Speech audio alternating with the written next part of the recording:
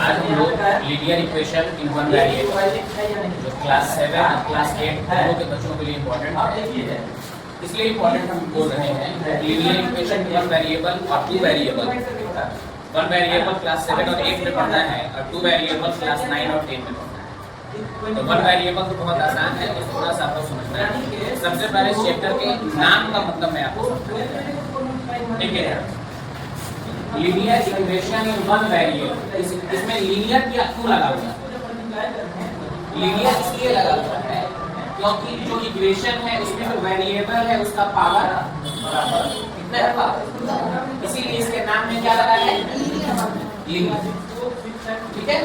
Equation क्यों लगा है, क्योंकि इट कंटेन्स इक्वल्स टू है, इसमें इसलिए इक्वेशन है।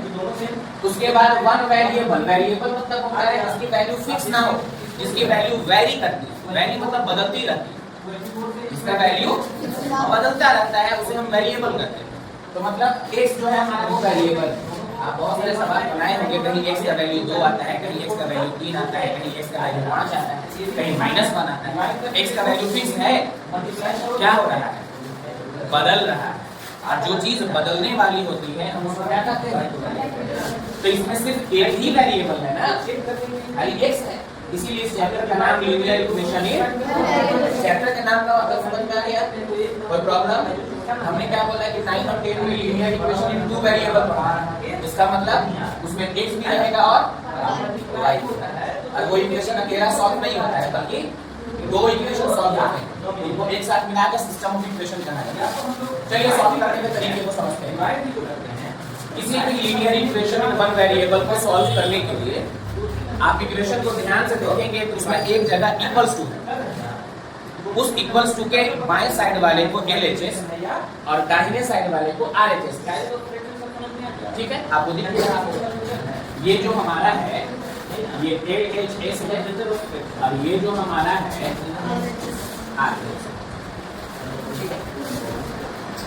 इसमें बोलता ये है कि सर जो वेरिएबल वाले टर्म है उनको LHS के साइड में रखो और उसके अलावा जो भी कांस्टेंट्स हैं, कांस्टेंट मतलब जिसका वैल्यू फिक्स है, उसको RHS के साइड में ले जाओ।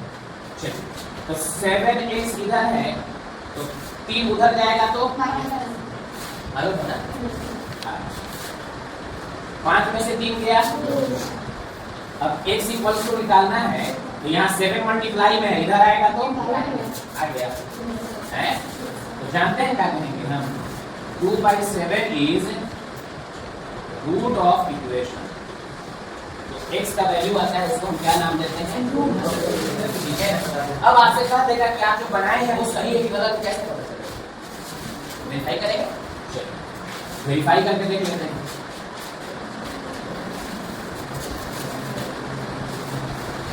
इक्वेशन हमारे पास है 7x + 3 = 5। इसमें LHS हम पुट करने जा रहे हैं 7x + 3, जिसमें x का वैल्यू कितना अप्लाई है, 2/7 प्लस 7 तो 2 और 3 कितना आएगा। अब देखिए तो ये RHS के बराबर है कि नहीं, नहीं आएगा, तो क्या कहेंगे LHS = तो हमने जो सॉल्यूशन लाया है वो सॉल्यूशन बिल्कुल इक्वेशन का सही जवाब है, रूट है। वो जो सॉल्यूशन आता है उसी को हम रूट बोलते हैं। चलिए कुछ और इक्वेशंस मैं आपको समझा देता हूँ जो आपको बनाने में आसानी है। जैसे एक इक्वेशन है RS अग्रवाल का 2/3x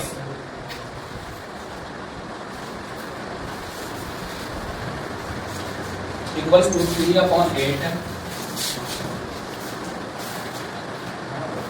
+ 7/12। देखिए इस इक्वेशन को कैसे सॉल्व करेंगे।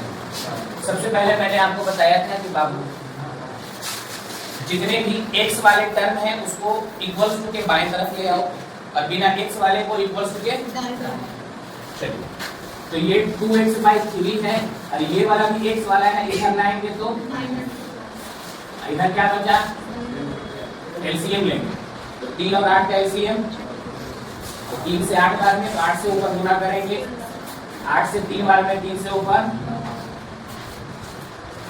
16 में से 9 गया 7x/20, 7 से 7 12 से 24, तो यहाँ x/2 बचा और यहाँ कुछ नहीं तो तो ये 2 जाके वहाँ मल्टीप्लाई होगा, कितना आ गया? बात समझ में आई? बनेगा? चलो